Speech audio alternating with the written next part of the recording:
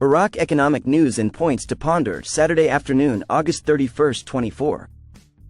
Listen to the full version on the official dinarreport.com website and become our supporter on Patreon.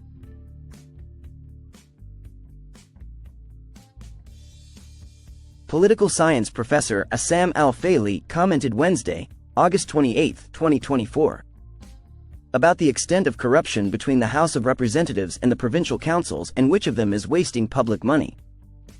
Al-Faili told Baghdad Today, "It is not possible to evaluate the experience of the provincial councils, whether they are corrupt or not, because of the short lifespan of those councils. In addition to their cessation that lasted for years, while they did not carry out their assigned tasks, especially the executive side, as the budget has not been released yet." He added, but in previous experiences, there were many files in the provincial councils that were referred to the Integrity and Judicial Authorities Commission.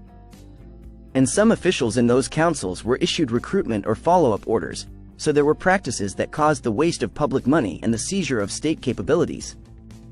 He added, the House of Representatives is financially burdening the state treasury, especially in light of the demands to increase the salaries of representatives, allocations, and privileges. This contradicts the legislative work of Parliament, whose work is based on oversight and legislation, as well as evaluating government performance. Al-Faili pointed out, there are representatives who have been referred to the judiciary on corruption charges, adding, "Corruption does not only include wasting public money and appropriating it, but rather includes violating the law in many cases." He stated, the material damages are distributed between the House of Representatives and the governorate councils. The governorate councils involve a waste of public money, and some see it as an extra link and an overlap of the powers of the executive and legislative authority on the one hand with the work of the governorate council, and this has created a state of confusion. The information indicates, according to official statements, that Iraq wasted more than $450 billion during the last period without there being accounts for this money, taking into account that oil revenues from 2003 to 2021 amounted to more than $1,000 billion, according to what was revealed by the former president of the republic, Barham Saleh, who added that the value of the looted funds is estimated at $150 billion, noting that these numbers reveal only a small amount of the truth, according to observers. Rafadain, implementing the comprehensive banking system in 40 branches in Baghdad and the governorates. Rafadain Bank announced today, Saturday, the implementation of the comprehensive banking system in 40 branches. The bank stated in a brief statement, the comprehensive banking system has been implemented in 40 branches in Baghdad and the governorates. Central Bank meets with electronic payment companies and contracts with an international auditing firm in New York. Bank's Economy News. Baghdad. The Central Bank of Iraq confirmed on Saturday that its governor, Ali Mohsen al-Alak, met with a number of electronic payment companies and signed a contract with an international auditing firm in New York. The central bank said in a statement, seen by Economy News, that the central bank delegation, headed by the governor of the central bank Ali Mohsen al-Alak to the United States of America, discussed the use of electronic payment cards and ways to regulate and stimulate their use in line with Iraq's move towards electronic payment. Al-Bayan added that this came during separate meetings with a group of companies such as Visa, MasterCard and MoneyGram, as the international auditing firm, KPMG, presented an extensive analytical presentation of the uses of these cards, reinforced with recommendations and proposals to enhance organized use and accommodate the significant increase in citizens' use of these cards. The statement stressed that the parties praised, during the negotiations, the important steps to enhance the banking sector reforms, the most important of which is the contract that the delegation of the Central Bank of Iraq concluded with the company, Oliver Wyman, to conduct a comprehensive review of the conditions of Iraqi banks, especially banks prohibited from dealing in the US dollar, as the company will work to develop practical solutions to reintegrate these banks into the Iraqi and international banking sector.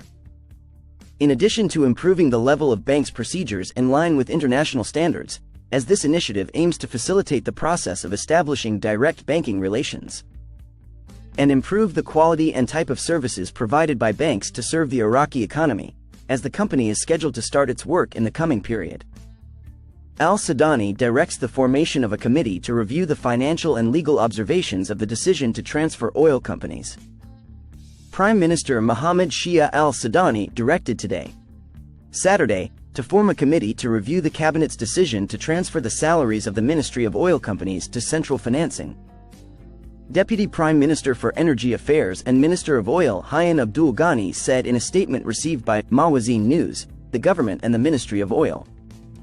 In their keenness to support workers in the oil sector, Prime Minister Mohammed Shia al-Sudani directed to form a committee to study and review all financial and legal observations of Cabinet Resolution No. 24600 of 2024, and correct it in a way that ensures the preservation and non-touching of salaries, incentives and profits of members of oil companies and formations. He added this came based on the observations of the Ministry of Oil pursuant to its letters No.